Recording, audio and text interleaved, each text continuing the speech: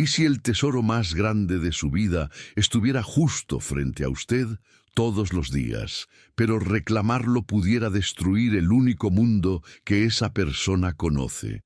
Para Sofía Castro, la vida se movía al ritmo constante y reconfortante de la cafetería El Rincón del Alma. A sus 25 años, ella era la personificación de la fortaleza envuelta en una sonrisa amable. Una joven mujer cuya entereza había sido forjada en las dificultades de una vida sin lujos. Su rutina era un ballet predecible. El aroma del café recién colado, mezclándose con canela por la mañana, el tintineo familiar de las tazas y las conversaciones susurradas de los clientes que se convertían en la banda sonora de sus días. Huérfana de madre y sin haber conocido jamás a su padre, Sofía llevaba dentro un vacío inexplicable, una melancolía sutil que ni el más dulce de sus sueños, con tener su propia pastelería, lograba llenar. Ella servía las mesas con una gracia que ocultaba el cansancio de sus hombros, ofreciéndole a todos la misma bondad que, en secreto, anhelaba para sí misma. Y mientras la vida sigue su curso en las calles de Guadalajara, me quedo aquí imaginando ¿desde qué ciudad y a qué hora nuestra historia les está haciendo compañía en este momento? Déjenme un comentario para que yo pueda sentir a nuestra comunidad reunida. Sentados siempre en la misma mesa del fondo, cerca de la ventana que daba a la bulliciosa calle, estaba el hombre a quien los demás clientes conocían simplemente como Don Ricardo. Él era una figura silenciosa. Un hombre de unos 60 años, cuyo rostro era un mapa de caminos no recorridos y batallas perdidas. Sus ojos, de una tristeza profunda, seguían cada movimiento de Sofía con una intensidad que rozaba el dolor. Nadie allí podría imaginar que bajo las ropas sencillas y gastadas de un conserje latía el corazón de Ricardo Villarreal, un ex magnate que había renunciado a una fortuna incalculable. Cada sonrisa que Sofía le ofrecía al tomar su orden era un arma de doble filo, la alegría más pura y el castigo más tortuoso. Su voz, tan parecida a la de su madre, era un eco fantasmal que lo transportaba al día en que él, cego por la ambición, la abandonó. 20 años de búsqueda culminaban en aquellos instantes, en la distancia insuperable entre su mesa y el mostrador donde ella trabajaba. Aquel tormento que lo consumía en la quietud de la cafetería tenía raíces muy profundas, clavadas en la tierra de una vida anterior que parecía pertenecerle a otro. Hombre, la memoria, su verdugo más fiel, lo transportaba sin piedad a la cima de un rascacielos en la Ciudad de México, a una oficina panorámica donde el mundo se doblegaba a sus pies. Se veía a sí mismo, más joven, imponente en un traje italiano, cerrando un negocio multimillonario por teléfono con una voz de acero, mientras el champán burbujeaba en su copa.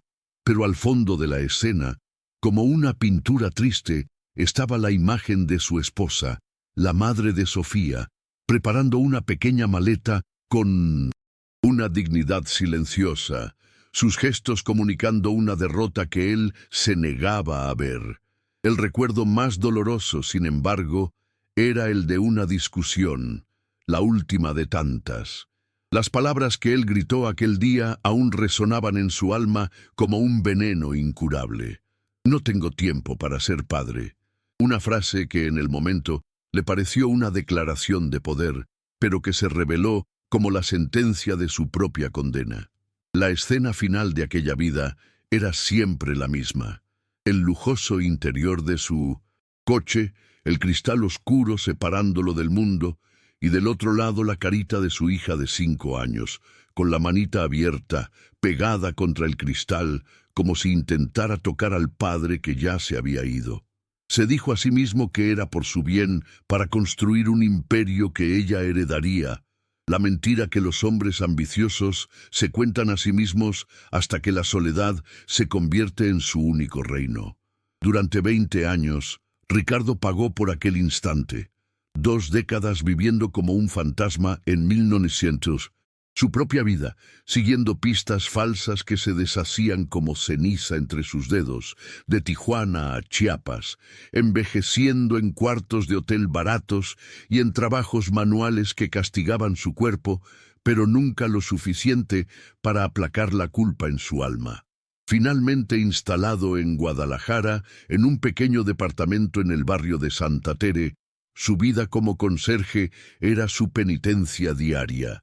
Hasta que, en una tarde gris, el viejo teléfono de disco sonó, un sonido casi olvidado en su silenciosa rutina. Era un investigador privado ya retirado, un hombre a quien Ricardo todavía le enviaba una pequeña cantidad cada mes, más por costumbre que por esperanza. La voz del otro lado era cansada, pero, por primera vez en años, cargaba una pizca de certeza. Una mujer con el apellido de soltera de su exesposa, Castro, con la edad exacta, había sido registrada trabajando en una cafetería llamada El Rincón del Alma. El corazón de Ricardo se detuvo. Le faltó el aire. Y por primera vez en 20 años, una lágrima solitaria y caliente rodó por su rostro arrugado. Fue esa chispa de esperanza la que lo llevó hasta esa puerta. La campanilla sonó cuando entró, y allí estaba ella. Era ella. Los mismos ojos de su madre, la misma forma de inclinar la cabeza. El mundo entero desapareció cuando Sofía se acercó con su libreta y una sonrisa amable, preguntando: «¿Qué le servimos, señor?». Su voz lo golpeó como una ola, casi ahogándolo en un mar de arrepentimiento. Apenas pudo susurrar: «Un café», solo, mientras libraba la batalla más grande de su vida, el anhelo de abrazarla contra el terror paralizante de destruir la paz que ella, merecidamente, había construido sin él. Así comenzaron los días de silenciosa devoción. Ricardo se convirtió en parte del mobiliario de El Rincón del Alma, un cliente tan constante como el aroma a café que impregnaba las paredes.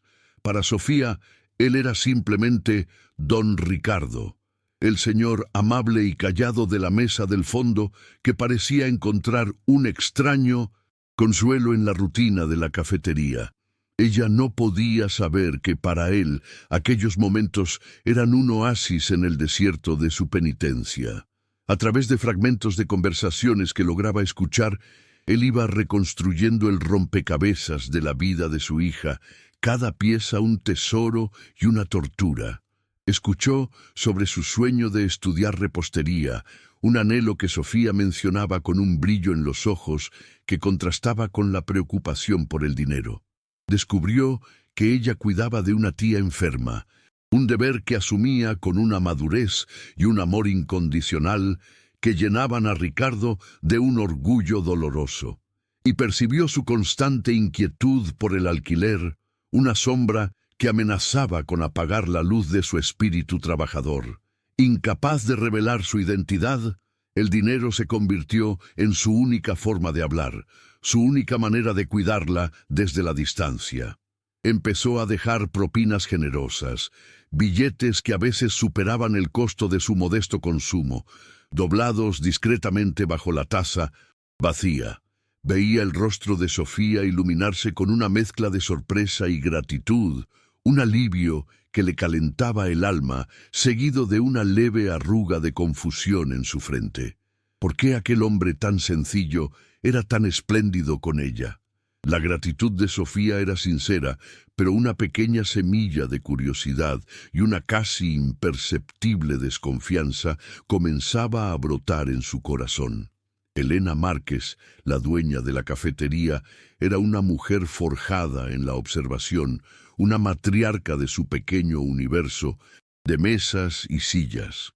A sus 50 años había aprendido a leer a las personas como quien lee un menú, y la devoción de don Ricardo por Sofía no pasó desapercibida a sus ojos agudos. No era la mirada de un cliente común, ni siquiera la de un anciano solitario buscando compañía. Era algo más profundo, una mezcla de adoración, protección y una tristeza insondable que la intrigaba. Lo veía seguir a Sofía con la mirada mientras ella se movía entre las mesas, sus ojos registrando cada gesto, cada sonrisa, cada suspiro cansado. Al principio, una alarma protectora sonó en su interior. Sofía era como la hija que nunca tuvo, y su instinto era protegerla de cualquier cosa que pudiera herirla. Sin embargo, no había nada inapropiado en el comportamiento de Ricardo, solo una atención casi reverencial. Elena notaba las propinas excesivas y la forma en que el rostro del hombre se suavizaba cuando Sofía le hablaba del curso de repostería que tanto anhelaba. Movida por una intuición que rara vez le fallaba, Elena comenzó a observarlo con más detenimiento, manteniendo una distancia prudente pero atenta. Sentía que había una historia oculta detrás de aquellos ojos cansados, un secreto que de alguna manera estaba intrínsecamente ligado al destino de la joven que iluminaba su cafetería. La dueña se convirtió en una guardiana silenciosa, sin saber que pronto se encontraría en el epicentro de una revelación que cambiaría sus vidas para siempre. La paz de El Rincón del Alma y de toda la calle comenzó a desmoronarse de forma sutil, como una grieta que aparece en un muro sólido. Primero llegaron los rumores, susurros entre los dueños de los pequeños negocios sobre una gran constructora que buscaba comprar todas las propiedades de la cuadra para levantar una moderna torre de apartamentos.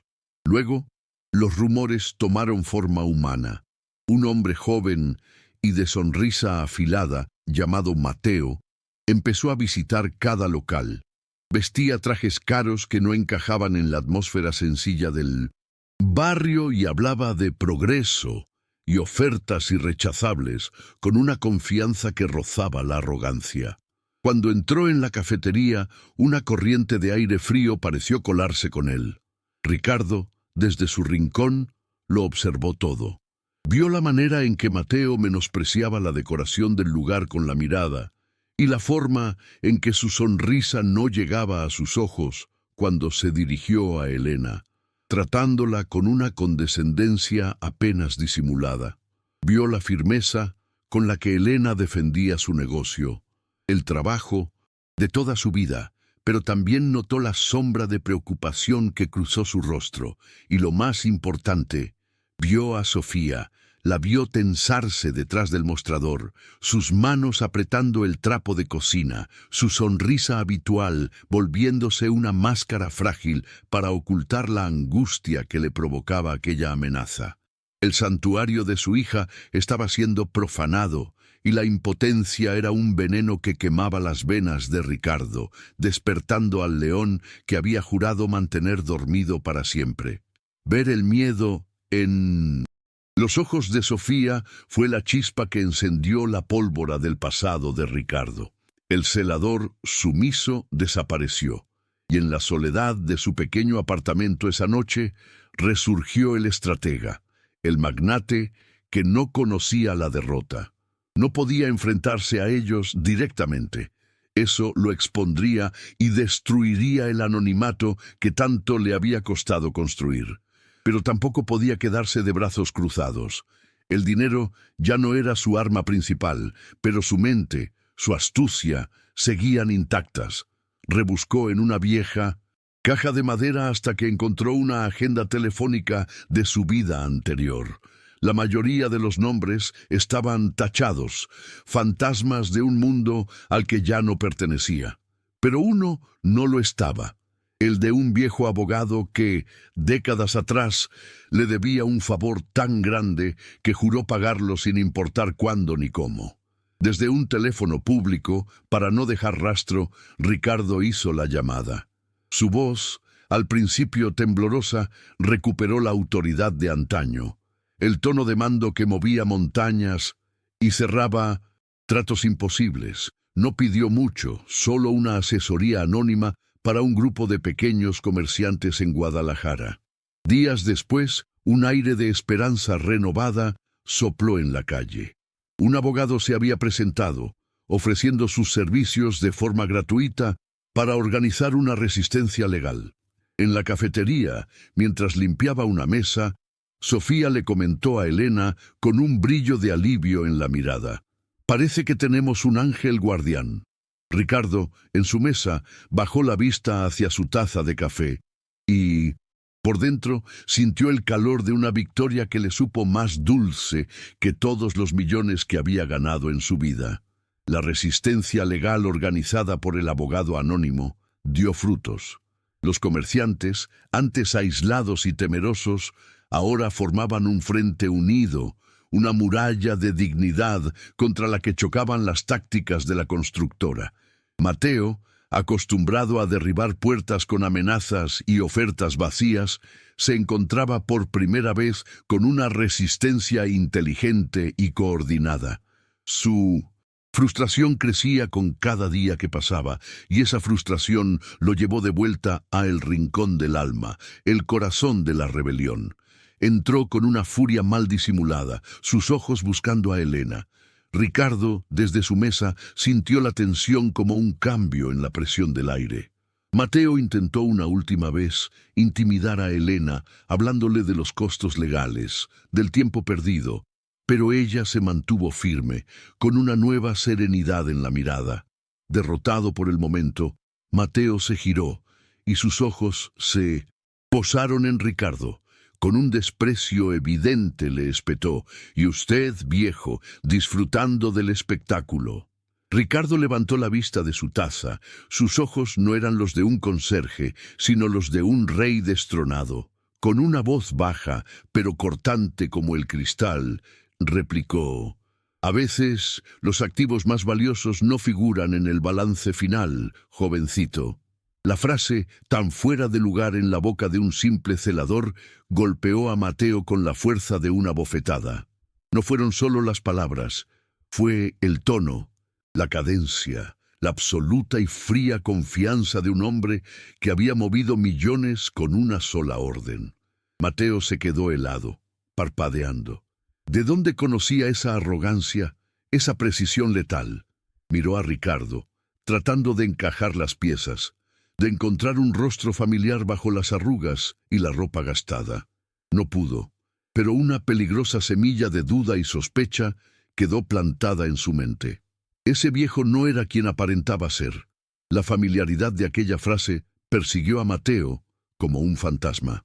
Dejó la cafetería sintiendo un escalofrío que no tenía que ver con el clima. Los activos más valiosos. La frase resonaba en su cabeza, un eco de las salas de juntas, de las negociaciones hostiles. Ese viejo hablaba como uno de ellos, como uno de esos tiburones de los negocios de los años 90, depredadores legendarios que construyeron y destruyeron imperios. La curiosidad se convirtió en obsesión. Esto ya no se trataba solo de un pedazo de tierra en Guadalajara. Se había vuelto algo personal. El orgullo de Mateo estaba herido. ¿Quién era ese anciano que se atrevía a desafiarlo desde las sombras? En su oficina empezó a hacer llamadas. No podía investigar a un simple Ricardo, pero sí podía buscar un perfil. Llamó a un viejo contacto de su padre, un periodista de finanzas retirado. Le describió la situación, al hombre de unos 60 años, su presencia silenciosa pero imponente, y repitió la frase exacta que le había dicho. Hubo una pausa al otro lado de la línea. «Suena como el tipo de cosas que diría Villarreal», murmuró el periodista. «¿Villarreal? ¿Ricardo Villarreal, el que desapareció?», preguntó Mateo, el corazón empezándole a latir con fuerza. «El mismo», confirmó el periodista. «Desapareció hace 20 años. Un fantasma, pero si estuviera vivo, tendría la edad de tu hombre». Mientras tanto, en el rincón del alma, ajena a la tormenta que se gestaba, Sofía vivía un respiro de paz. Se acercó a la mesa de Ricardo con una sonrisa genuina. «Gracias por estar siempre aquí, don Ricardo», le dijo con dulzura. «Su presencia nos da tranquilidad».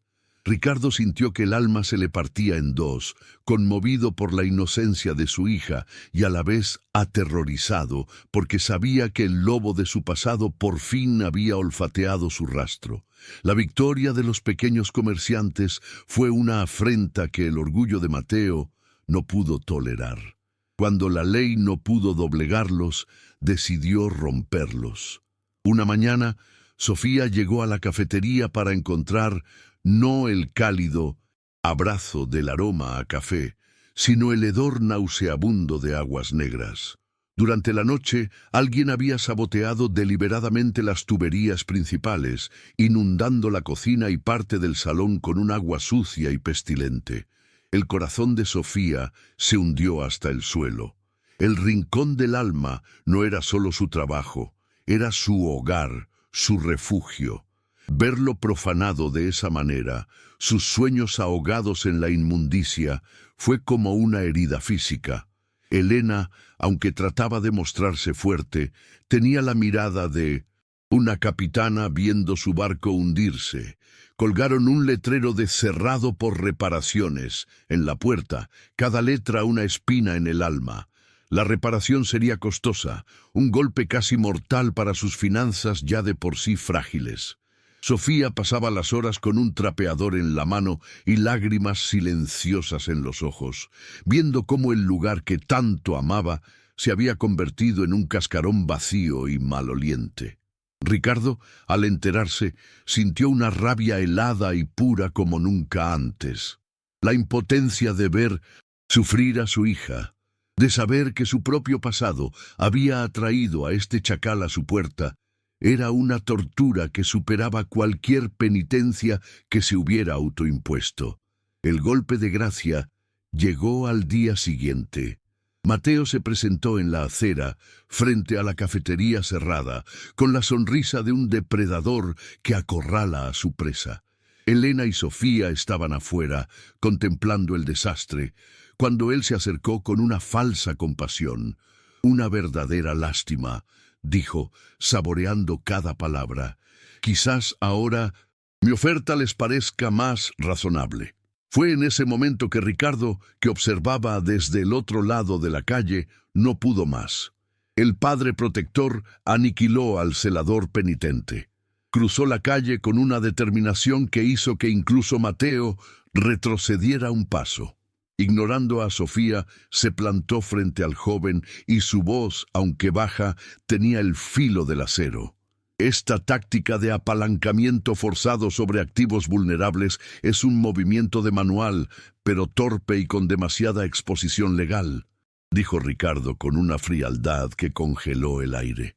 Un buen abogado no solo demostraría sabotaje, sino que podría iniciar una auditoría hostil a los permisos de su constructora, congelando el proyecto entero. Piénselo bien antes de convertir una pequeña molestia en una catástrofe financiera.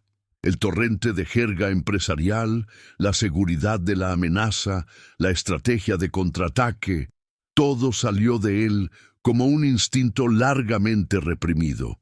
Mateo se quedó sin palabras, pálido, reconociendo no al viejo, sino al estratega implacable que había vislumbrado.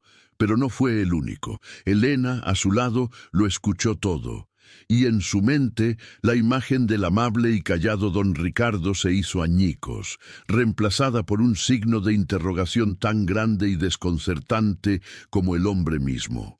El silencio que dejó Mateo tras su humillada retirada fue más denso y pesado que cualquier ruido. Se fue con el rabo entre las piernas, dejando tras de sí una estela de confusión. Sofía, con los ojos anchos, solo entendió que don Ricardo, su callado y amable cliente, las había defendido con una ferocidad y una elocuencia que jamás hubiera imaginado.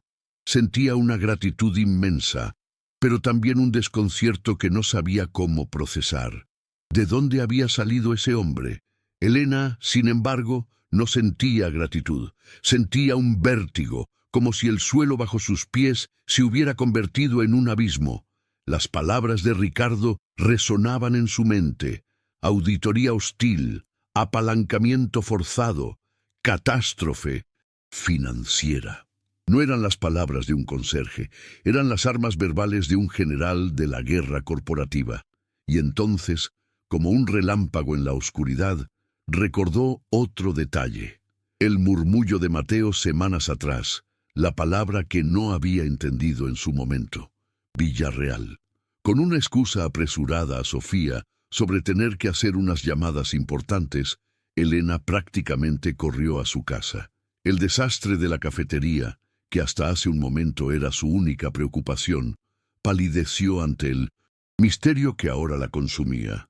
Sentada frente a su vieja computadora, con el corazón martilleándole en el pecho, sentía que estaba a punto de abrir una puerta que cambiaría la vida de todos para siempre.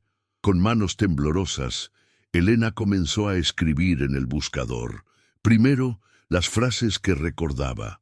Luego, probó con la palabra clave que era la pieza que le faltaba. Empresario Villarreal desaparecido. Los resultados comenzaron a aparecer.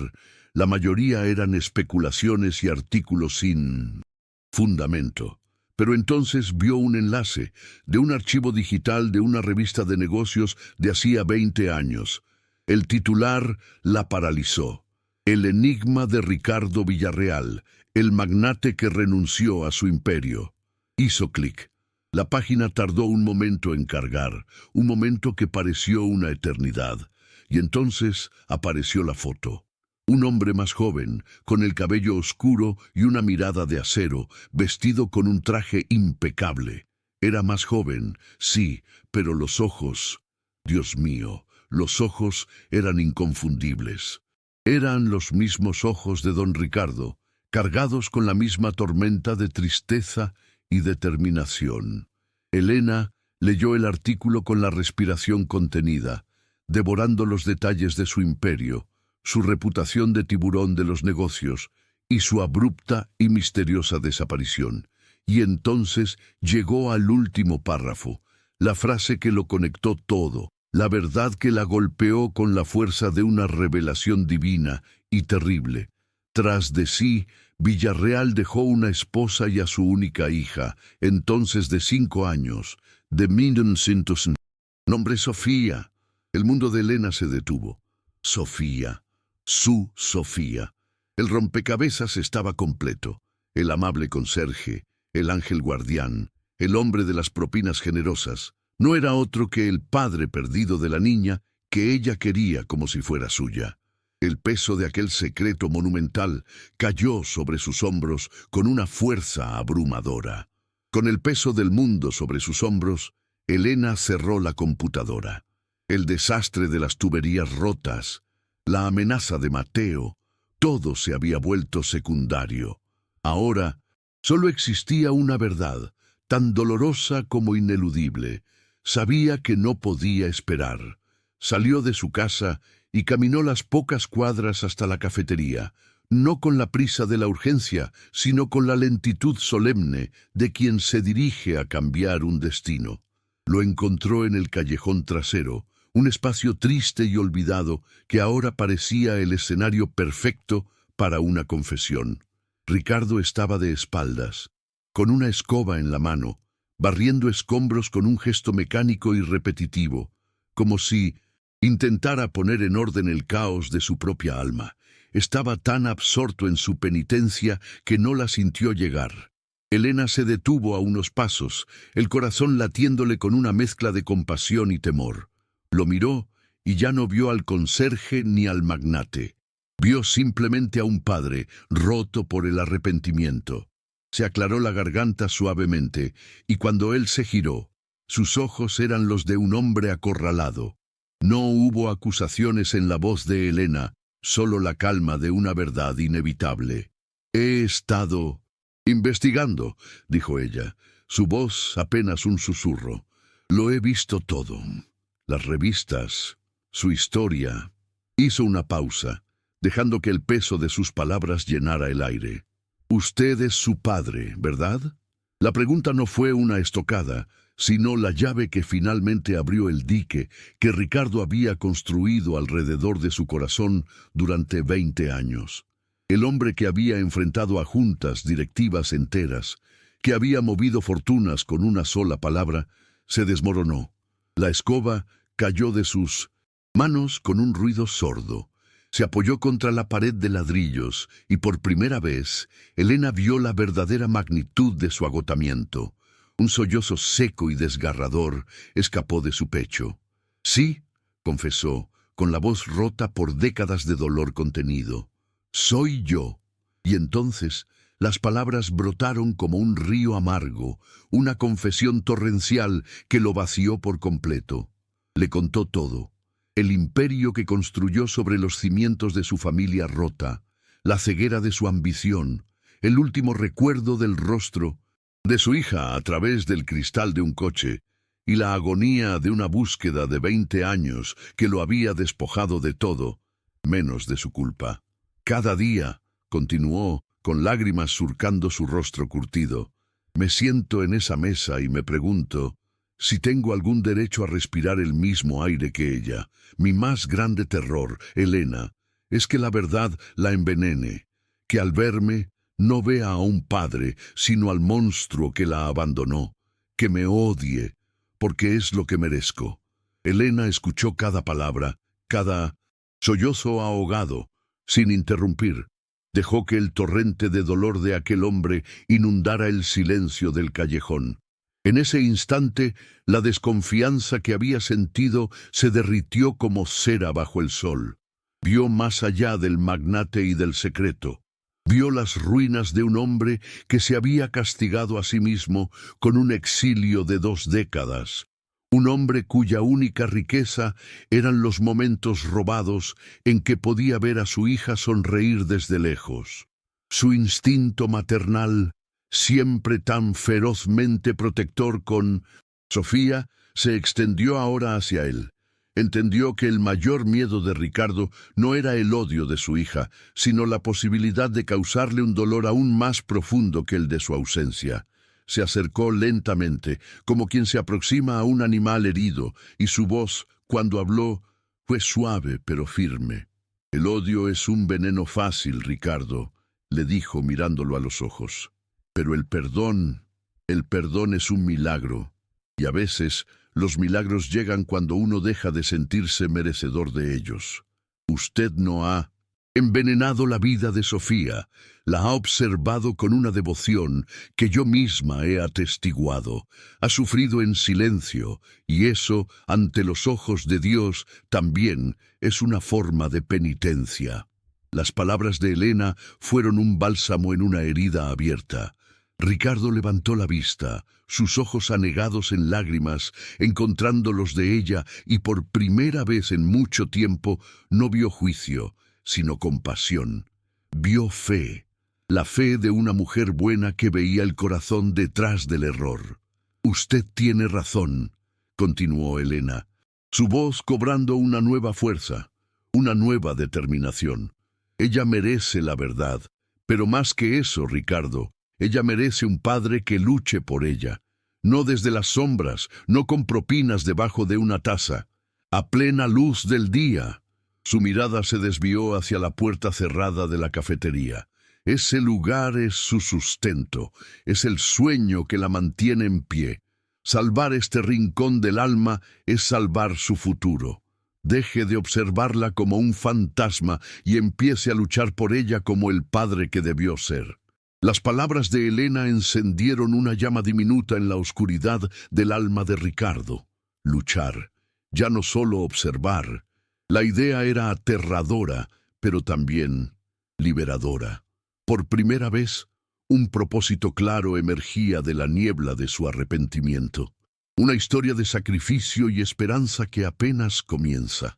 Si este momento ha tocado su corazón, háganoslo saber con un me gusta, para que esta llama de esperanza siga creciendo junto a nosotros. La fe de Elena fue el ancla que Ricardo necesitaba para no ahogarse en el mar de su propio arrepentimiento. Esa misma noche, en la soledad de su humilde apartamento, algo cambió dentro de él. El peso de su culpa no desapareció, pero dejó de ser una carga que lo paralizaba para convertirse en el combustible que ahora alimentaba su determinación. Por primera vez en 20 años se miró al espejo y no vio solo al penitente, sino que buscó los restos del hombre que fue, el estratega, el luchador.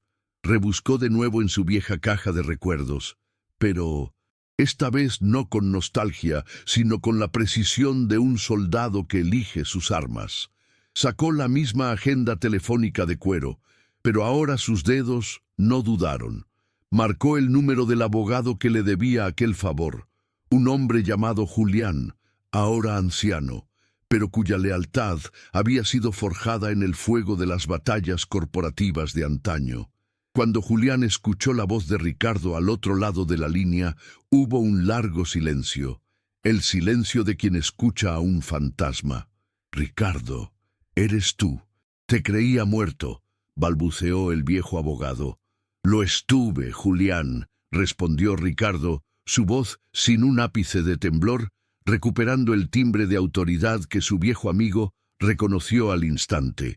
«Pero he vuelto, y necesito que cobres esa vieja deuda. No es por dinero ni por un imperio, es por mi hija».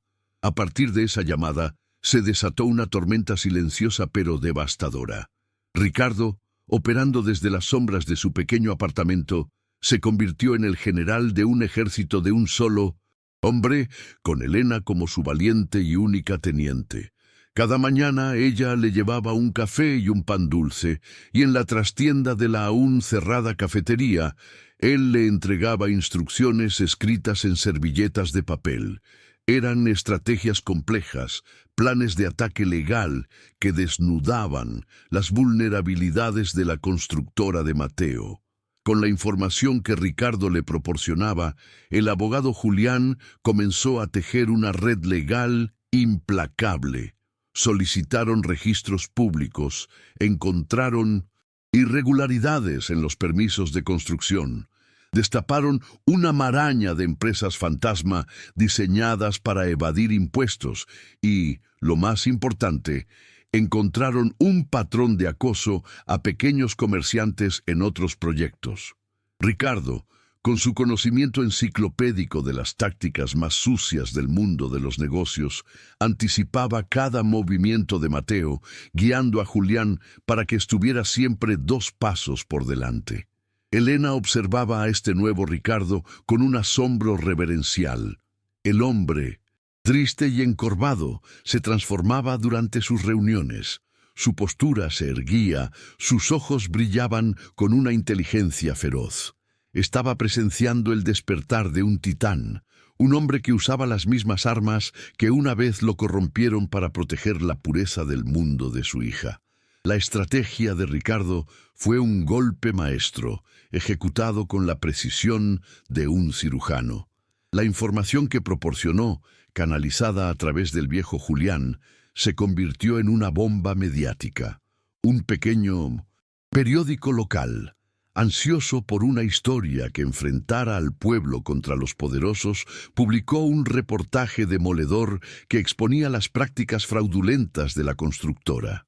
El escándalo fue inmediato y virulento. Forzados por la mala prensa y la amenaza de una investigación a gran escala, los ejecutivos de la compañía retiraron el proyecto con una disculpa pública llena de mentiras. La calle entera celebró la victoria como si hubieran ganado una guerra. Hubo música, comida y un sentimiento de comunidad más fuerte que nunca. El rincón del alma se convirtió en el epicentro de la alegría. En medio de la celebración, Sofía buscó a Ricardo. Lo encontró apoyado en el marco de la puerta, observando la escena con una sonrisa melancólica. Ella se acercó, con los ojos brillantes de gratitud, y por primera vez tomó sus manos ásperas y callosas entre las suyas. «No sé cómo lo hizo, don Ricardo», le dijo con la voz embargada por la emoción, «pero usted es nuestro héroe». Para Ricardo, el contacto de sus manos y la palabra héroe fueron un torbellino de éxtasis y agonía. Era todo lo que había anhelado escuchar, y a la vez se sentía el mayor de los impostores. porque ella no admiraba a un padre, sino a un fantasma. Con la amenaza desaparecida, el rincón del alma renació de sus cenizas, más brillante y concurrido que nunca. Y con su renacimiento, la relación entre Sofía y Ricardo floreció en algo nuevo y más profundo. Él ya no era solo el cliente silencioso, se convirtió en el abuelo postizo de la cafetería. Con la excusa de mantenerse ocupado, llegaba temprano para arreglar una silla que cojeaba, para ajustar un grifo que goteaba, pequeños actos de servicio que eran, en realidad, actos de un amor paternal desesperado por expresarse. Sofía, a su vez, le abrió las puertas de su corazón. Le contaba de sus sueños, de la receta secreta del pastel de su madre, y a veces, en momentos de calma, le confesaba con una tristeza suave la herida que le había dejado un padre, ausente. A veces me pregunto cómo sería él, le dijo una tarde mientras compartían un café, si se parecería a mí. Cada una de estas confesiones era para Ricardo un sorbo de una felicidad prohibida y al mismo tiempo un recordatorio de su monumental traición. Mientras tanto, en una lujosa oficina al otro lado de la ciudad, Mateo no había olvidado su humillación. Derrotado y consumido por el rencor, su objetivo ya no era el negocio. Era la venganza. La imagen del viejo conserje lo obsesionaba, y con todos sus recursos comenzó una investigación personal para descubrir cada detalle de la vida de ese hombre. La paz que tanto había costado construir era tan frágil como el cristal, y el martillo de la venganza estaba a punto de caer. La obsesión de Mateo era una herida infectada que no dejaba de supurar. Contrató a un investigador privado, un hombre sin escrúpulos conocido por desenterrar secretos que ni los muertos querían recordar. Durante semanas, el investigador cavó en el pasado, pero Ricardo Villarreal había sido un maestro en el arte de desaparecer, borrando sus huellas con la misma pericia con la que había construido su fortuna. El rastro era frío, un laberinto de callejones sin salida. Frustrado, a punto de rendirse, el investigador cambió de táctica, dejó de buscar al hombre y empezó a buscar a la niña, Sofía. Rastreó el apellido de soltera de la exesposa, Castro, hasta dar con un certificado de nacimiento en los archivos de la Ciudad de México. Y ahí estaba, en 1900, con tinta negra sobre papel amarillento, la verdad irrefutable. Sofía Castro, hija de Elena Castro y de Ricardo Villarreal. Con el certificado en la mano, el resto fue fácil. Fotografías de archivo, recortes de periódicos. La cara del magnate en la cima de su poder. El investigador le entregó a Mateo un sobre grueso y al abrirlo, una sonrisa gélida y triunfal se dibujó en el rostro del joven. No solo había encontrado la identidad del viejo, había encontrado su talón de Aquiles. Tenía en sus manos el arma perfecta, no para recuperar un negocio, sino para aniquilar el alma de su enemigo. El día que Mateo eligió para su venganza fue un día especialmente feliz en el rincón del alma. La cafetería estaba llena de luz y de risas. Sofía, con una flor en el cabello, se movía entre las mesas con una alegría contagiosa. Ricardo, desde su rincón, la observaba con el corazón rebosante, permitiéndose por un instante la ilusión de ser simplemente un abuelo orgulloso. Fue entonces cuando Mateo entró. No hizo ruido. Su presencia fue como la de una serpiente deslizándose en un jardín.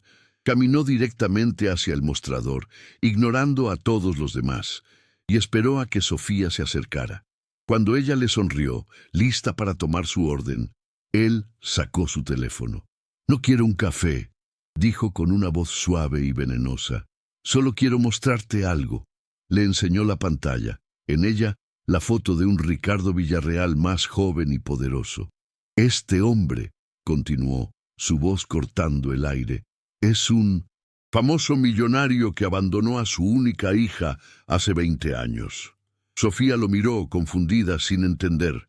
Entonces, Mateo asestó el golpe final, girando el teléfono para apuntar hacia la mesa del fondo. Y ese hombre que tú admiras, ese supuesto héroe, es él. No es un ángel guardián, niña, es un cobarde que ha estado tratando de comprar su conciencia con tus propinas. El mundo de Sofía se hizo añicos. El sonido de las tazas, las risas, todo se desvaneció en un zumbido ensordecedor.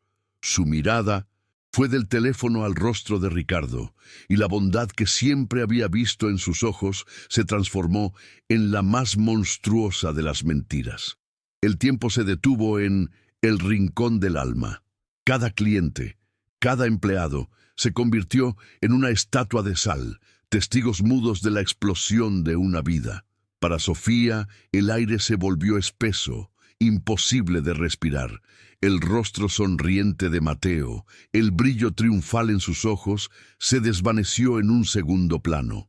Su universo entero se había contraído a 2 puntos.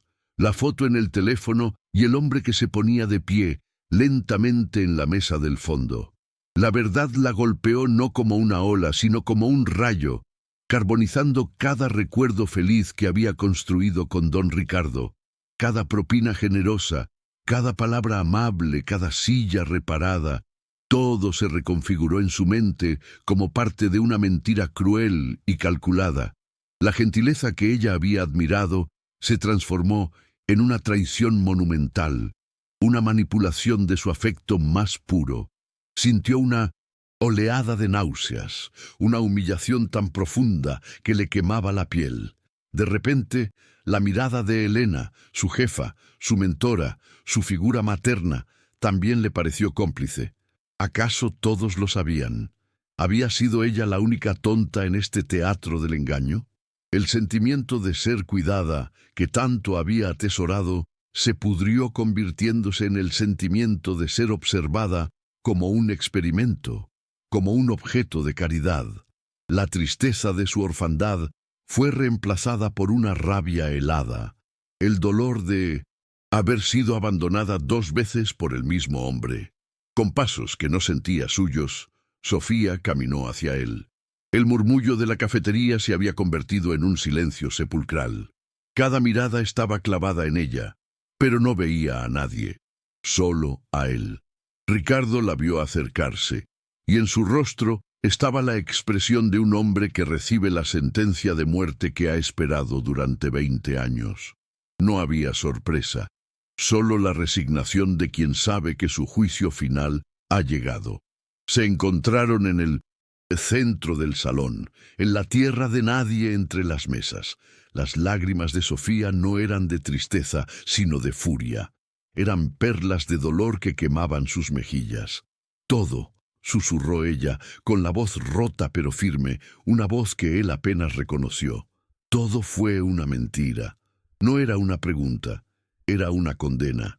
Él intentó abrir la boca, quizás para decir su nombre, pero ningún sonido salió. Sabía que no había justificación posible que pudiera sanar la herida que acababa de abrirse. «No quiero volver a verlo nunca más», sentenció ella, cada palabra un clavo en el ataúd de la esperanza de Ricardo. «No se acerque a este lugar, no se acerque a mí.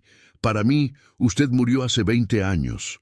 Dicho esto, se dio la vuelta y con una dignidad rota, caminó hacia la trastienda, dejando atrás a un hombre completamente destruido en medio del silencio atónito de lo que había sido, hasta hace un momento, el rincón más feliz de su alma.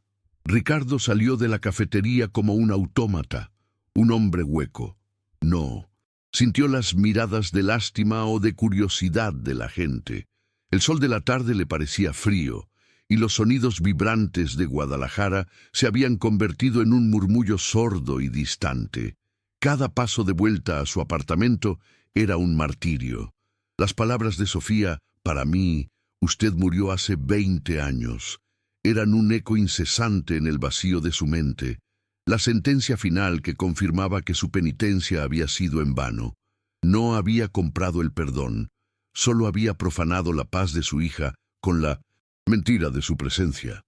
Se sentía más pobre y más solo que nunca, porque la fortuna que había perdido no era nada comparada con la esperanza que acababa de ser aniquilada. Al entrar en su cuarto, la soledad lo abofeteó. El pequeño y humilde espacio que había sido su refugio ahora se sentía como una tumba.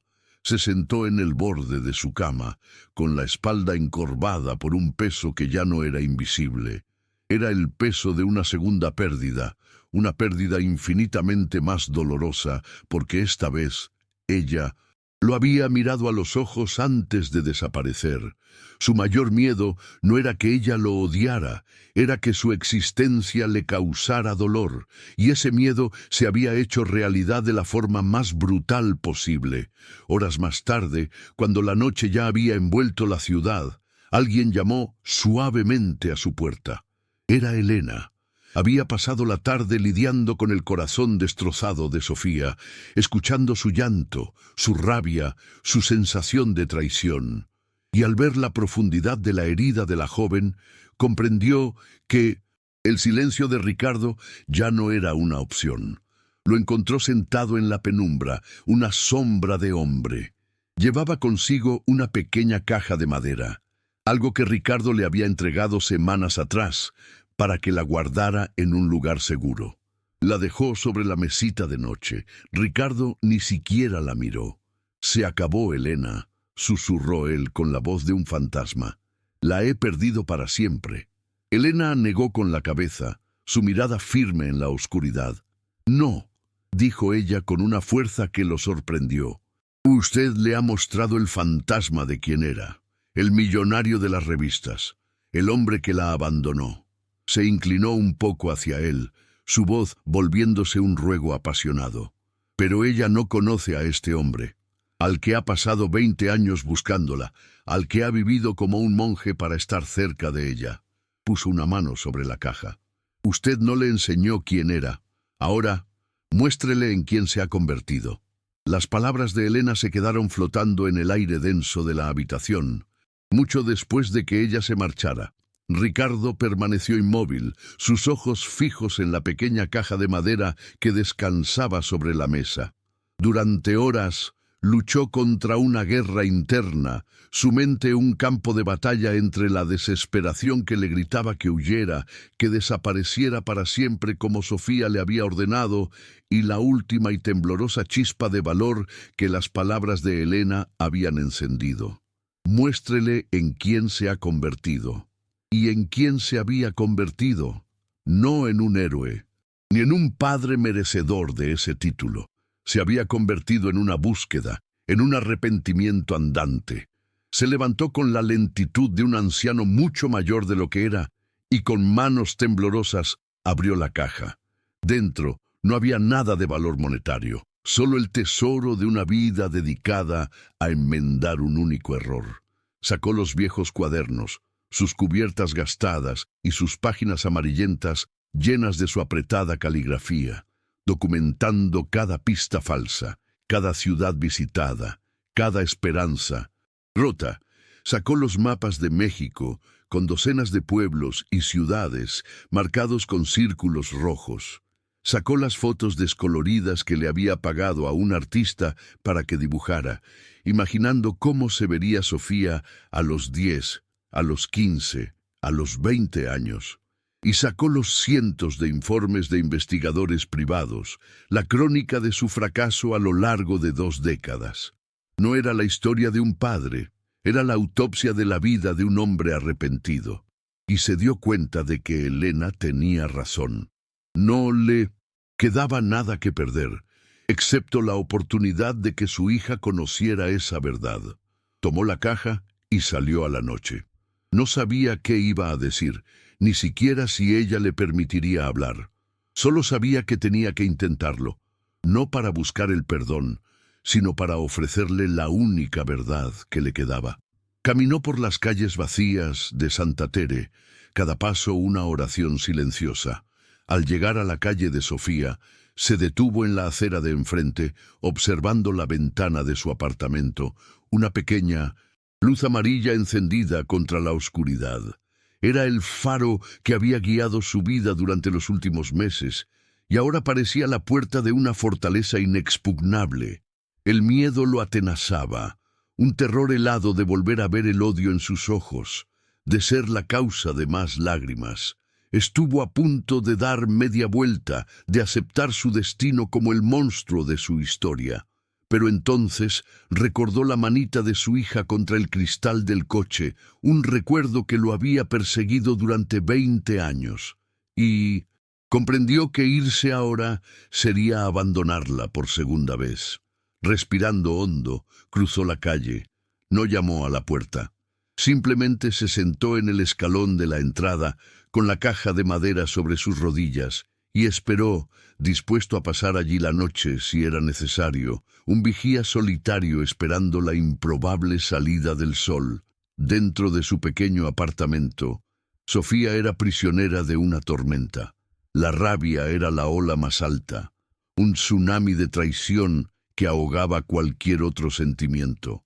Había llorado hasta que sus ojos se secaron, dejando solo un ardor que reflejaba el fuego en su alma. ¿Cómo se había atrevido? ¿Cómo pudo tejer una red tan elaborada de mentiras, envenenando cada recuerdo amable con el sabor amargo del engaño? Se sentía despojada, como si le hubieran robado no solo un presente pacífico, sino también un pasado que, en su imaginación, aún guardaba la posibilidad de un padre digno. Sin embargo, bajo la furia, una corriente subterránea de confusión la atormentaba. La imagen del rostro de Ricardo, cuando ella lo condenó, no era la de un millonario calculador, sino la de un hombre cuyo mundo se había hecho añicos. Era la misma mirada desolada que ella sentía ahora en su propio corazón. Incapaz de encontrar la paz, se acercó a la ventana buscando aire, buscando una salida al laberinto de sus emociones.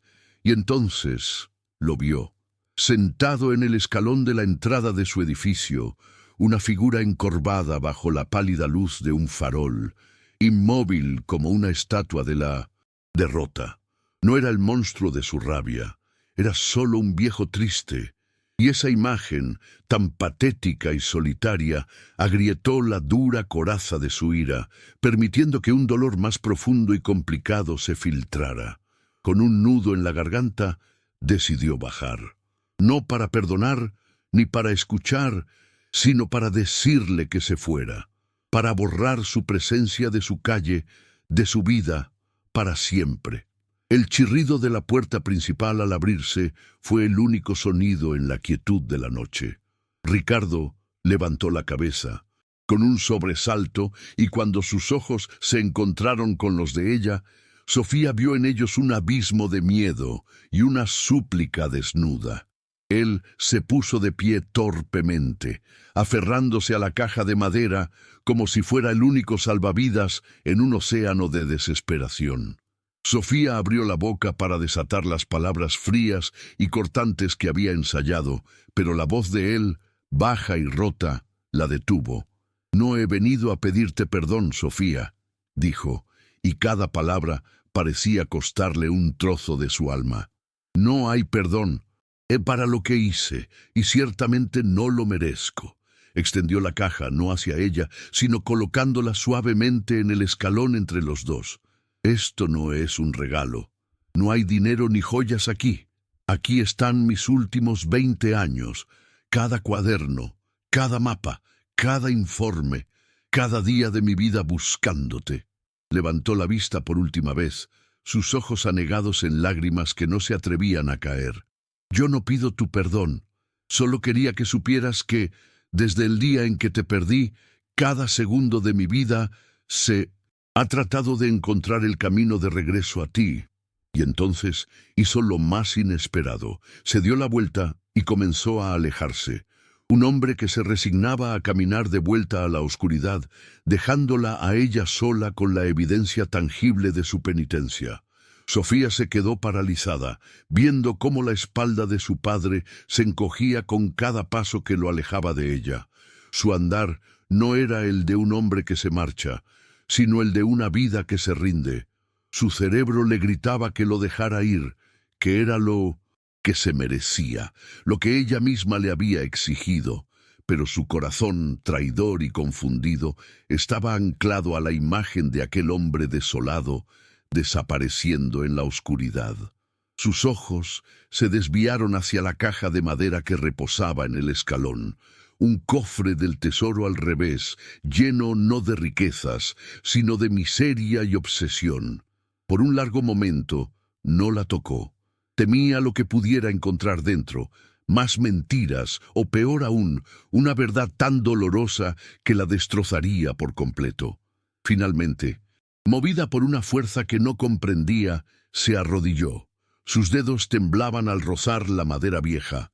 Con la respiración contenida, levantó la tapa. El olor a papel viejo y a tiempo perdido la golpeó. Vio los cuadernos, apilados unos sobre otros, con las cubiertas tan gastadas que parecían de tela. Tomó el que estaba encima y lo abrió por una página al azar. La caligrafía era apretada, casi desesperada, las palabras de un hombre que le habla a un fantasma. «Hoy cumplirías 12 años, mi Sofía», leyó. «Compré un pequeño pastel de chocolate en una pastelería de Oaxaca. Lo comí solo. Me pregunto si todavía te gusta el chocolate». Esa simple frase, tan mundana y tan cargada de una soledad insoportable, fue la grieta por la que se derrumbó todo el muro de su ira. Las lágrimas que brotaron esta vez no eran de rabia, sino de una empatía tan profunda que le dolió físicamente. No eran las palabras de un monstruo, eran las de un padre torturado. Pasó las páginas con avidez, leyendo fragmentos de Una búsqueda interminable. Vio los dibujos que él había encargado, retratos imaginarios de su rostro a través de los años, cada uno con una nota que decía: «¿Serás así, mi vida?». Vio los mapas, las ciudades tachadas, la crónica de una odisea de 20 años a través de la geografía de México y del infierno de su propio arrepentimiento. Se dio cuenta de que él no había vivido, había sobrevivido. Su castigo no había sido la pérdida de su fortuna, sino cada amanecer sin ella. Levantó la vista, con el corazón en un puño. Él estaba a punto de llegar a la esquina, a punto de desaparecer de su vida para siempre. En un impulso que nació desde lo más profundo de su ser, una palabra que nunca había pronunciado en su vida, escapó de sus labios, frágil y temblorosa en el silencio de la noche. «¿Papá?». Ricardo se detuvo en seco. Su cuerpo entero se tensó como la cuerda de un violín, sin atreverse a girar, sin atreverse a creer. Tras un silencio que pareció durar una eternidad, ella volvió a hablar, con la voz aún rota. «¿Usted le gustaría entrar a tomar un café?». La palabra papá lo golpeó como una fuerza física, deteniendo en seco no solo sus pies, sino el mismísimo latido de su corazón. Ricardo se quedó de espaldas a ella, un hombre petrificado en la frontera entre la condena y la redención. Por un instante creyó que era una alucinación, un truco cruel de su mente torturada. ¿Cómo podía ser real ese sonido que había anhelado escuchar en cada ciudad solitaria, en cada noche de insomnio? Se giró con la lentitud de un hombre que teme que el mundo se desvanezca si se mueve demasiado rápido, y sus ojos buscaron los de ella a través de la penumbra. Ya no había odio en su mirada, sino un océano de confusión, de dolor y una frágil curiosidad que era más de lo que él se había atrevido a soñar.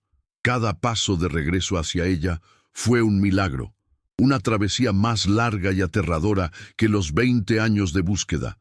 Él, que había sido un titán, se sentía ahora como un recién nacido, aprendiendo a caminar.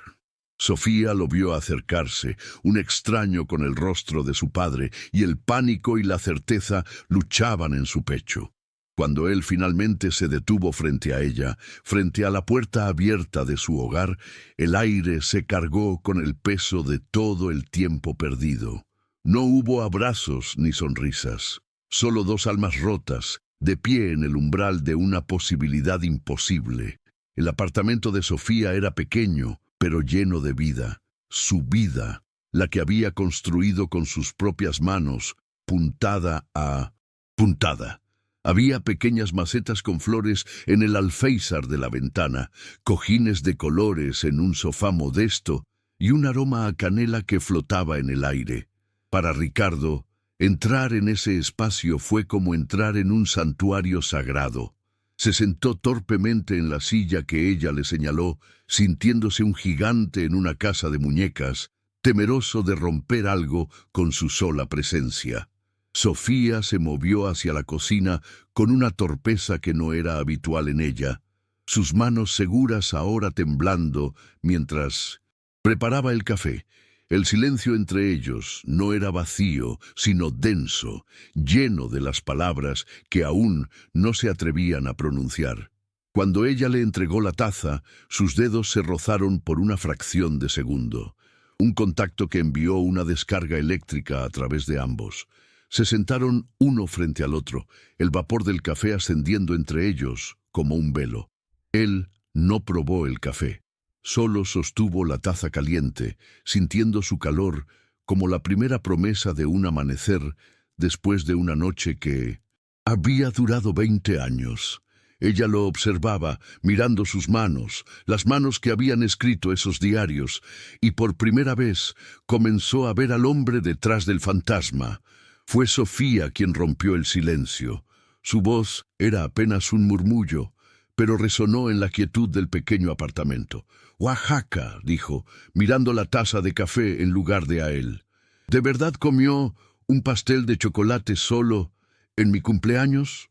No había acusación en su tono, solo una necesidad de saber, de confirmar que la locura documentada en aquellos diarios era real. Ricardo asintió lentamente, sin atreverse a levantar la vista. Sí, cada año. Buscaba la mejor pastelería de la ciudad en la que estuviera y compraba uno. Era mi forma, mi estúpida forma de sentir que estaba contigo. La honestidad cruda de su respuesta la desarmó. No hubo excusas ni justificaciones, solo el simple y patético hecho. Y así, con esa pregunta, se abrió una pequeña compuerta. Ella empezó a preguntar por otras entradas, por otras ciudades. ¿Y el investigador de Monterrey que lo estafó? Sí, me quitó los ahorros de 6 meses. ¿Y la vez que creyó encontrarme en Veracruz? Fue un error, una niña con el mismo nombre y la misma edad. Cuando vi que no eras tú, sentí que el corazón se me detenía. Cada respuesta era un pincelazo que pintaba un retrato no de un millonario, sino de un peregrino en un viaje interminable. Por primera vez, Sofía no veía al hombre que la había abandonado, sino al hombre que el abandono había destruido. La ira no se había ido, pero ahora compartía espacio con una compasión dolorosa y confusa. Aquella noche no se dijeron nada más sobre el tema. Cuando el café se terminó, él se levantó para irse, y en sus ojos había una pregunta silenciosa, una súplica de permiso para volver a existir. Sofía no le dio una respuesta verbal. Simplemente lo acompañó hasta la puerta, y antes de cerrarla, le dijo en voz baja, «Tenga cuidado al volver a casa». Esas simples palabras fueron para Ricardo un salvoconducto. No era un perdón, ni una invitación, pero tampoco era un adiós. Los días que siguieron se convirtieron en una danza lenta y delicada. Él no volvió a entrar a la cafetería, respetando la frontera que ella había trazado. Pero cada noche, cuando Sofía cerraba, lo encontraba al otro lado de la calle, una presencia silenciosa que solo se marchaba cuando ella entraba segura en su edificio. Una noche, al salir, ella encontró en el escalón de su puerta un pequeño pastelito de chocolate de 1900, una pastelería cercana. No había nota. No era necesario. Al día siguiente, antes de irse, ella dejó en el mismo lugar una taza de café caliente. No se hablaban, pero se estaban comunicando en el único lenguaje que ambos entendían. El de los pequeños gestos, el de la presencia constante, el de la esperanza que se niega a morir. Estaban reconstruyendo su historia, no con palabras, sino con ofrendas de paz, ladrillo a ladrillo. Pasaron las semanas, y el ritual nocturno se convirtió en el ancla de sus días. El pastelito de chocolate y la taza de café caliente se transformaron en un lenguaje propio, una forma de decir, estoy aquí, te veo, me importas. Pero ambos sabían que los gestos por sí solos no podían sanar una herida de 20 años. Una noche, cuando Ricardo se disponía a dejar su ofrenda y marcharse, encontró a Sofía esperándolo en el escalón con 2 tazas de café en las manos. Le ofreció una sin decir palabra y señaló una banca de madera solitaria al otro lado de la calle, bajo la sombra de un viejo pirul. Él la siguió, con el corazón en un puño. Se sentaron en silencio, y por primera vez, el silencio no era denso y cargado de dolor, sino frágil y expectante. Fue él quien habló primero, no para justificarse, sino para regalarle un trozo de su pasado que le habían robado. Le habló de su madre. Le contó cómo ella tarareaba una canción desafinada cuando cocinaba, cómo le ponía demasiada canela al arroz con leche porque decía que era buena para el alma, y cómo su risa, una risa estruendosa y sin complejos, podía iluminar la habitación más oscura. Sofía escuchaba absorta, bebiendo no solo el café, sino cada palabra, cada recuerdo que llenaba el vacío que su madre había dejado. Por primera vez lloró frente a él, pero no eran lágrimas de ira, sino de una melancolía dulce, las lágrimas de una niña que por fin conocía el sonido de la risa de su mamá. Aquel encuentro en la banca fue el primero de muchos. Poco a poco, con la delicadeza de quien camina sobre un campo minado, empezaron a hablar de sus vidas, de sus sueños, de sus miedos. Él nunca intentó excusar su abandono, y ella nunca dejó de sentir el dolor de esa herida. Pero juntos estaban aprendiendo a vivir con la cicatriz. Un par de meses después, en una mañana de domingo, Sofía lo llamó por teléfono. Una de las mesas de la cafetería cojea mucho. Le dijo con una naturalidad que a ambos les pareció un milagro. ¿Crees que podrías venir a echarle un vistazo? Era la invitación que él jamás se había atrevido a esperar. Cuando Ricardo entró de nuevo en el rincón del alma, no lo hizo como un fantasma ni como un cliente, sino como un padre llamado a ayudar. Elena estaba allí, y al verlos entrar juntos, sus ojos se llenaron de una alegría serena, la alegría de una misión cumplida. Mientras Ricardo se arrodillaba para ajustar la pata de la mesa con herramientas en mano, Sofía le trajo un mandil para que no se ensuciara la ropa. Él lo aceptó, y en ese simple gesto, ambos supieron que algo había cambiado para siempre. Ya no era el cliente de la mesa del fondo. Estaba en casa. Los meses que siguieron transformaron el rincón del alma en el escenario de un milagro cotidiano. Ricardo se convirtió en el guardián silencioso del lugar, no como un benefactor adinerado, sino como un abuelo que cuida del hogar familiar. Llegaba cada mañana con el sol antes que nadie y con sus manos, antes finas y ahora encallecidas, reparaba lo que el tiempo había desgastado. Lijaba con paciencia infinita una silla hasta dejarla suave como la seda. Le daba una nueva capa de pintura a la pared que comenzaba a descarapelarse y ajustaba las bisagras de la puerta para que dejara de chirriar. Cada tarea era un acto de amor, una forma de reconstruir con sus manos el mundo que sus decisiones habían estado a punto de romper. Los clientes habituales, testigos de toda la saga, lo observaban con un respeto silencioso. Ya no era el enigmático don Ricardo de la mesa del fondo. Era simplemente Ricardo, el papá de Sofía, un hombre que había encontrado su propósito no en una sala de juntas, sino en la humilde tarea de cuidar el sueño de su hija. Y Sofía, mientras decoraba un pastel o servía un café, lo miraba de reojo, y una sensación de plenitud, una paz que nunca antes había conocido, se instalaba en su pecho. El vacío que la había acompañado toda su vida se estaba llenando, no con el dinero de un magnate, sino con el sonido constante y reconfortante de su padre, lijando una vieja silla de madera.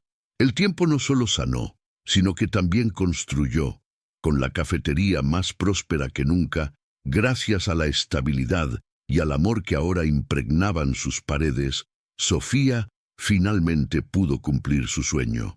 Se inscribió en un curso nocturno de alta repostería, el mismo que durante años había parecido una estrella inalcanzable. Ricardo no le dio el dinero directamente. Ambos sabían que eso sería dar un paso atrás. En cambio, su presencia y su ayuda en la cafetería liberaron a Sofía y a Elena, permitiendo que el propio negocio financiara el sueño de la joven.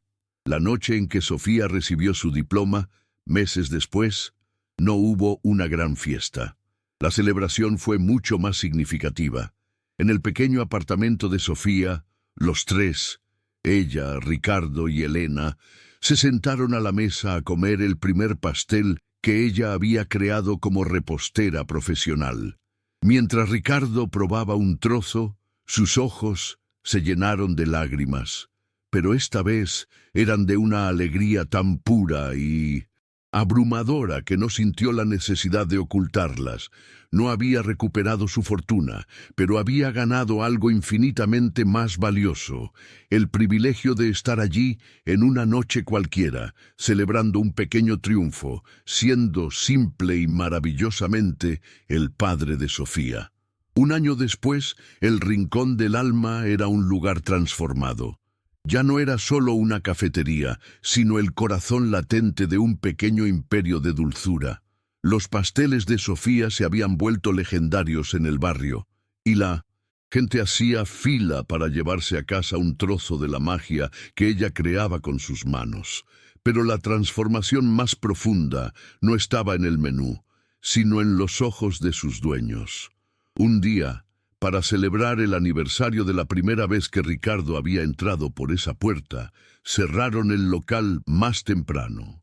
Los tres, como una familia unida por los lazos del destino, se sentaron en la mesa del rincón, la misma que había sido el puesto de observación de Ricardo. Sobre la mesa no había un pastel comprado, sino uno hecho por Sofía, con una sola vela en el centro. Al ver las llamas danzar en los ojos de su hija, Ricardo sintió una oleada de gratitud tan inmensa que casi le roba el aliento. Recordó las celebraciones de su vida pasada, brindis con champán caro en salones de lujo para celebrar contratos multimillonarios, rodeado de gente que codiciaba su poder. Qué vacías le parecían ahora esas victorias en comparación con la riqueza de aquel momento. No había perdido una fortuna. La había intercambiado por un tesoro cuyo valor era incalculable. Mientras compartían el pastel, Elena sacó un periódico local y, con una sonrisa discreta, señaló una pequeña nota en la sección de negocios. La constructora de Mateo se había declarado en bancarrota. Una serie de malas decisiones y las consecuencias legales de sus viejos fraudes finalmente lo habían alcanzado. Mateo había perdido todo, consumido por la misma ambición y arrogancia que una vez lo hicieron sentir invencible.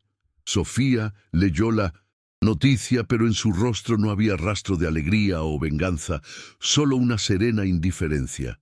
Miró a su padre, cuyos ojos ya no guardaban tormentas, sino una calma profunda. De una forma muy extraña, dijo ella en voz baja.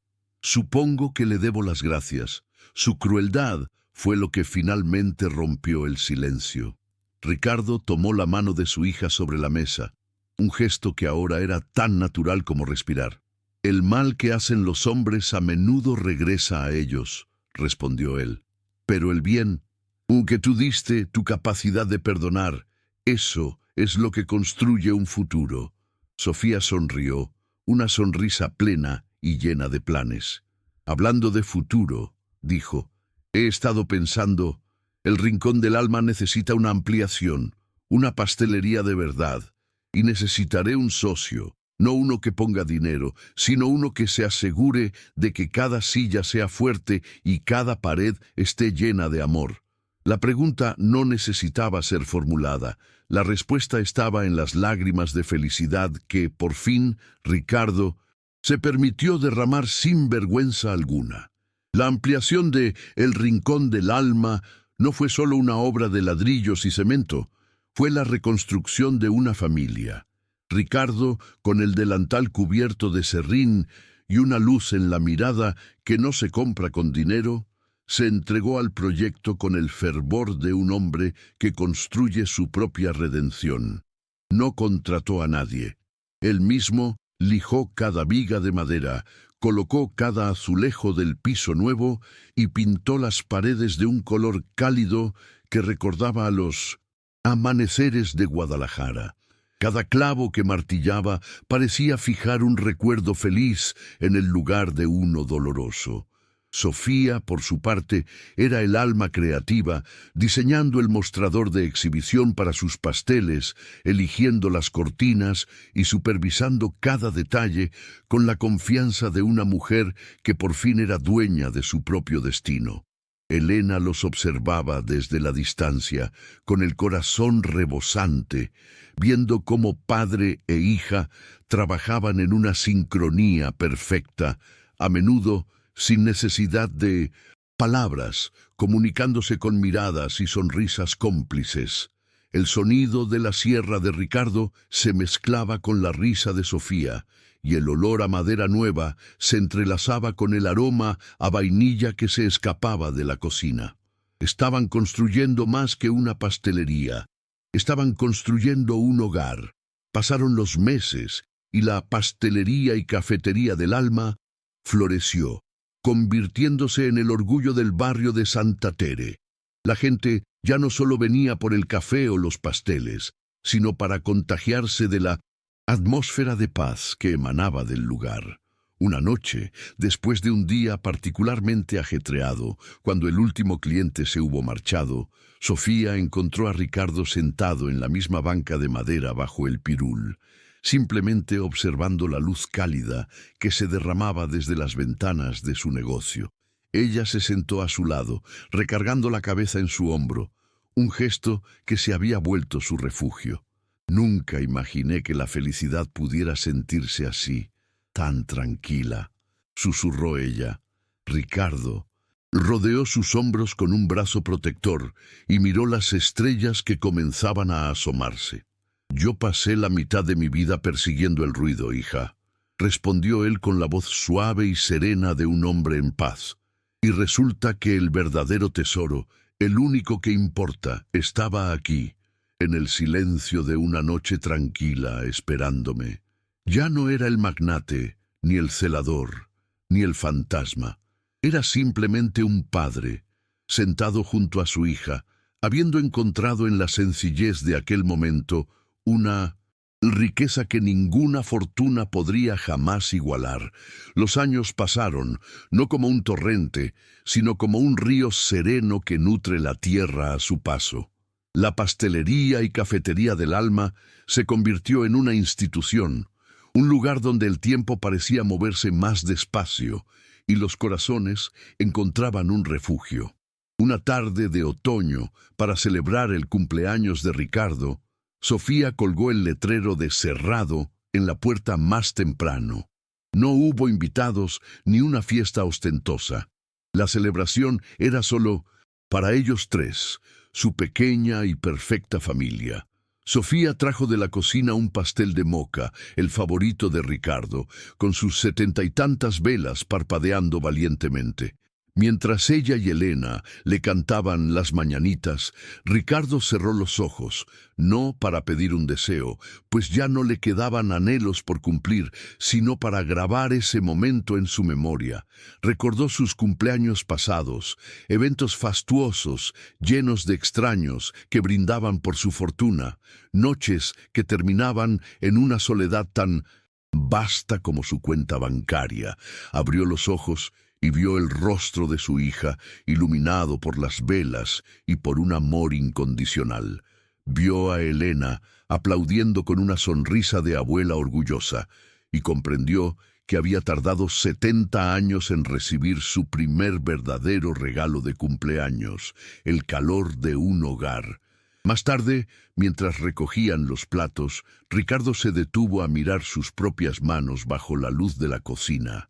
Eran las manos de otro hombre, nudosas, con cicatrices de herramientas y manchas de barniz que se negaban a salir.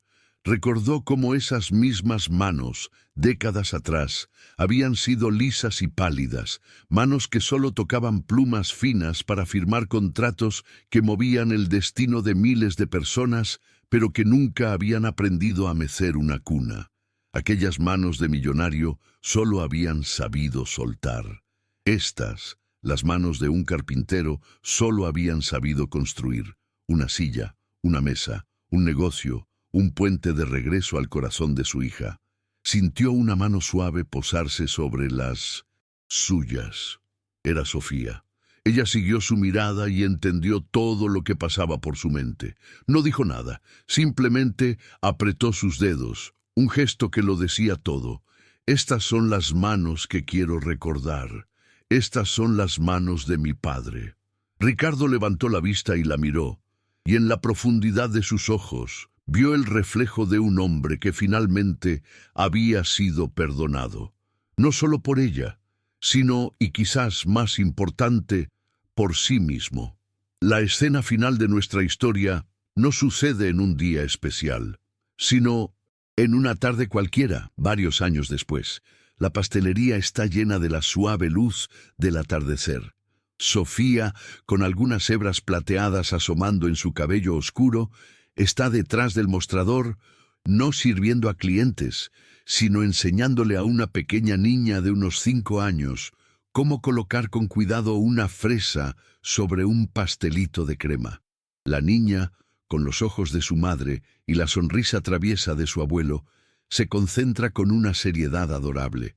Ricardo, ahora un anciano de paso lento pero con una serenidad imperturbable en el rostro, está sentado en su rincón de siempre. Ya no lija sillas, ahora lee un cuento a otro niño, un poco más grande, que escucha con la boca abierta. No hay rastro del magnate ni del penitente, solo hay un abuelo, rodeado de sus nietos, en el corazón del hogar que ayudó a construir. Su mirada se encuentra con la de Sofía por encima de las cabezas de los niños y comparten una sonrisa, una comunicación silenciosa que contiene todo el amor, todas las batallas ganadas y toda la paz que han construido juntos. No recuperó su imperio, pero encontró algo infinitamente más valioso. No es más un millonario ni un conserje, es simplemente el padre de Sofía y el abuelo de sus hijos, presente, amado y finalmente en paz. Y así, en la tranquilidad de una tarde dorada en Guadalajara, la búsqueda de Ricardo Villarreal llegó a su fin. No encontró lo que había perdido, sino algo mucho mejor, la oportunidad de construir algo nuevo sobre las ruinas del pasado. Su historia nos recuerda que nunca es tarde para buscar el camino de regreso, que el perdón a veces se encuentra no cuando lo merecemos, sino cuando más lo necesitamos, y que la verdadera fortuna no se cuenta en monedas, sino en momentos como este. Una hija sonriendo, un nieto escuchando un cuento y el dulce aroma del hogar. Gracias por acompañarnos en este viaje al rincón más profundo del alma. Historias como esta son las que nos mantienen unidos, demostrando que incluso en la oscuridad más profunda, la luz de la familia puede encontrar la forma de volver a brillar. Si esta historia ha tocado su corazón y creen en el poder de las segundas oportunidades, no olviden suscribirse a nuestro canal, para que juntos sigamos descubriendo que el amor de un padre y el perdón de un hijo verdaderamente no tienen precio.